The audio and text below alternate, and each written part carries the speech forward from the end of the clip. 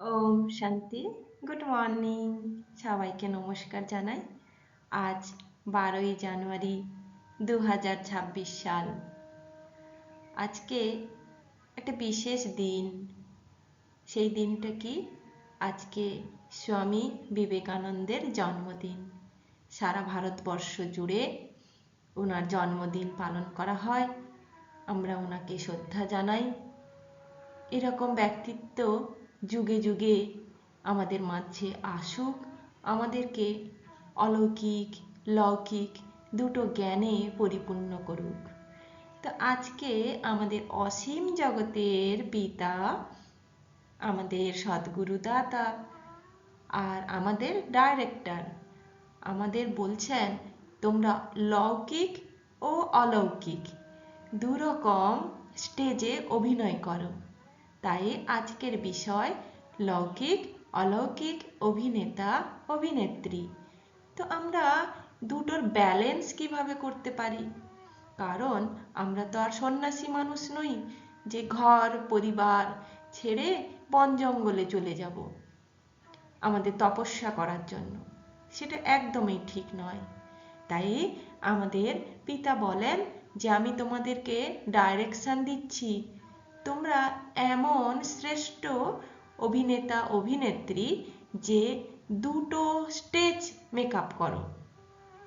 অর্থাৎ পরিবারের মধ্যে থেকে লৌকিক সম্পর্ক লৌকিক কাজকর্ম, আর তেমনি ব্রাহ্মণ পরিবারে থেকে অলৌকিক কাজকর্ম ঈশ্বরীয় কাজকর্ম সমস্ততে তুমি এমন সুপারস্টার পারদর্শী আত্মা যে তোমার তুলনাই হয় না। আজকে আমরা জানব লৌকিক আর অলৌকিক দুটো স্টেজে আমরা একজন অভিনেতা বা অভিনেত্রী হয়ে কিভাবে ব্যালেন্স রাখতে পারি, এর গভীরতা কি রয়েছে এবং এর মানসিক এবং মনোবৈজ্ঞানিক ব্যাখ্যাও কি রয়েছে, আজকে আমরা এটা একটু আলোকপাত করব। চলুন। লৌকিক অভিনেতা আর অভিনেত্রী কে? অর্থাৎ আমরা যা কিছু শরীরের মাধ্যমে কাজকর্ম করি।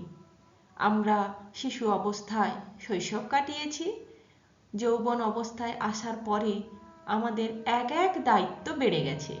অর্থাৎ আমরা কারোর ভাই, কারোর ছেলে, কারোর বাবা, কারোর কাকা, কারোর মামা, তেমনি মেয়েরা মা, বোন, দিদি, কাকিমা, জেঠিমা সব রূপেই অভিনয় করছে একজন মানুষ। আর কি অভিনয় করছে না, কিছু কপি পেস্ট করি আমরা। আমাদেরকে বলে দেয় না ছেলে হয়ে তার কি কর্তব্য, মেয়ে হয়ে কি কর্তব্য। অবশ্যই সেই কপি আর পেস্ট, ভালো জিনিসের কপি করা, ভালো জিনিসের পেস্ট করা। অর্থাৎ ভালো জিনিস আমরা তুলব, ভালো জিনিসেরই আমরা কালচার তৈরি করব। তো এটাকেই বলা হচ্ছে লৌকিক অভিনেতা আর অভিনেত্রী হয়ে তোমার এই পরিবার রূপী যে রঙ্গমঞ্চ আছে বা কর্মক্ষেত্র আছে, তোমার সম্পর্ক সম্বন্ধের মধ্যে তুমি যে রূপেই অভিনয় করছো, তোমার অভিনয় যেন সর্বশ্রেষ্ঠ হয়। যেমন মঞ্চে বা সিনেমায় অভিনেতা বা অভিনেত্রীরা সে ভিলেনও হতে পারে, তারা চায় তার শ্রেষ্ঠ অভিনয়টা দিতে, তবেই তাকে বলা হয় সুপারস্টার। তেমনি পরিবারের মধ্যেও আমরা কতটা কোন রূপে আমরা শ্রেষ্ঠ অভিনয় করছি, সেটাই আমাদের সুপারস্টারের সবচেয়ে বড় খ্যাতি। অলৌকিক কি? অলৌকিক হলো এমন এক দুনিয়া যেখানে নিজের শরীর থেকে আমি ভিন্ন হয়ে এই অসীম জগতের সেবা করি। আর সেই অসীম জগতের সেবার মাধ্যমে আমরা যে অসীম কার্য করে চলেছি, যে অলৌকিক কার্য করে চলেছি, যেটা শুধু আমাদের স্থিতিকে ঠিক রাখে না, প্রকৃতি পরিবেশ এবং সারা বিশ্বের একটা ভারসাম্য বজায় রাখে। আমাদের আবেগকে নিয়ন্ত্রণ করে, আমাদের স্থিতি, আমাদের ভাইব্রেশন, আমাদের সংকল্প সবের শুদ্ধি হয়। আর আমরা দুটো স্টেজকে ব্যালেন্স করার জন্য শক্তিও পাই। আর আমাদের ঈশ্বর আজ এই সঙ্গম যুগে এসে আমাদেরকে শেখাচ্ছেন যে এটা তোমাদের অলৌকিক জীবন, যেটা বাইরের লোক তোমাদেরকে দেখতে বা দেখে বুঝতে পারে না, দেখতে পায় না। তারা ভাবে এরা সব ভুলভাল বলছে বা ভণ্ডামি করছে, কিন্তু তোমরা জানো যে তোমরা কতটা অলৌকিক কাজকর্ম করছো। অমৃতবেলায় উঠে সবাই যখন ঘুমাচ্ছে তখন গুটি কয়েক আত্মা সারা বিশ্বে লাইট দিচ্ছে, সারা বিশ্বে পবিত্রতার ভাইব্রেশন দিচ্ছে, একটা পবিত্র দুনিয়ার প্রার্থনা করছে। এটা কম বড় কাজ? আর ঈশ্বরীয় কাজ হলো এটাই। ঈশ্বর এসেছেন আমাদের দ্বারাই এই পবিত্র দুনিয়া স্থাপন করতে। তাহলে এই অপবিত্র দুনিয়ার নাম মুছে দিয়ে পবিত্র অলৌকিক দুনিয়া, যেখানে শুধুই সুখ শান্তি আছে, সেই দুনিয়ায় আমরা অভিনয় করব, আমরা সেখানেও জীবনযাপন করব। তার জন্য আমাদেরকে পবিত্র হতে এবং পবিত্র বানাতে বলছেন। তাহলে এটা কম বড় অভিনয় নয়, এখানেও আমরা অলৌকিকভাবে মনের দ্বারা, আমাদের বচনের দ্বারা, আমাদের কর্মের দ্বারা সবার কল্যাণ করব। এখানেও আমরা সেই সর্বশ্রেষ্ঠ সুপারস্টার আত্মা। তো দুটোর মধ্যে একটু পরিচয় করিয়ে দিই। লৌকিকে আমি শুধু শরীর, অলৌকিকে আমি আত্মা। লৌকিকে আমাকে দেখা যায়, অলৌকিকে কি হবে? আমি সাক্ষী সিটে বসে আছি, সাক্ষীপণ হয়ে দেখছি। আর প্রতিক্রিয়া, লৌকিকে তাৎক্ষণিক প্রতিক্রিয়া, এক্ষুনি কেউ বললে সঙ্গে সঙ্গে উত্তর। আর অলৌকিকে চেতনার প্রতিক্রিয়া, ভাবনার প্রতিক্রিয়া। ভাইব্রেশন কি হয়? লৌকিকে ভাইব্রেশন পরিবর্তনশীল হয়, অলৌকিকে স্থির আর শুদ্ধ ভাইব্রেশন হয়। লৌকিকের প্রভাব সীমিত, একটুখানি ভালো কাজ করুন সঙ্গে সঙ্গে আপনার প্রশংসা, আবার একটু খারাপ করুন সঙ্গে সঙ্গে আপনার নিন্দা, কারণ এটা সীমিত পরিধি। আর অলৌকিকে গভীর আর দীর্ঘস্থায়ী প্রভাব। এখানে প্রশংসা কেউ করবে না, বা করলেও আমরা গ্রহণ করি না। এটা আমাদের দীর্ঘকালীন মেয়াদ, আমরা এভাবে করে যাই আর ভবিষ্যতেও করব। তাহলে বুঝতে পারলেন লৌকিক আর অলৌকিকের মধ্যে কি তুলনা আছে। মনোবৈজ্ঞানিক দৃষ্টিভঙ্গি কি রয়েছে? লৌকিক নেতা বা অভিনেত্রারা কি করে? রিয়াকশন মোডে থাকে। যখন সিনেমার শুটিং হয়, লাইট ক্যামেরা অ্যাকশন, অর্থাৎ অ্যাকশন স্টার্ট করো। আর অলৌকিকে কি হয়? রেসপন্সিভ মোড, অর্থাৎ আমি শুধুমাত্র উত্তর করব, রিয়াকশন করব না। এই অনেক বড় পাওয়ার। রিয়াকশানে কি আসতে পারে? স্ট্রেস হতে পারে, ক্লান্তি হতে পারে, ডিপ্রেশন হতে পারে, অনেক কিছুই হতে পারে। কিন্তু রেসপন্সিভ স্টেজ থাকলে কি হবে? শান্তি, শান্তির প্রভাব থাকে, মনে একটা মানসিক সন্তুলন থাকে। এর আধ্যাত্মিক ব্যাখ্যা কি রয়েছে?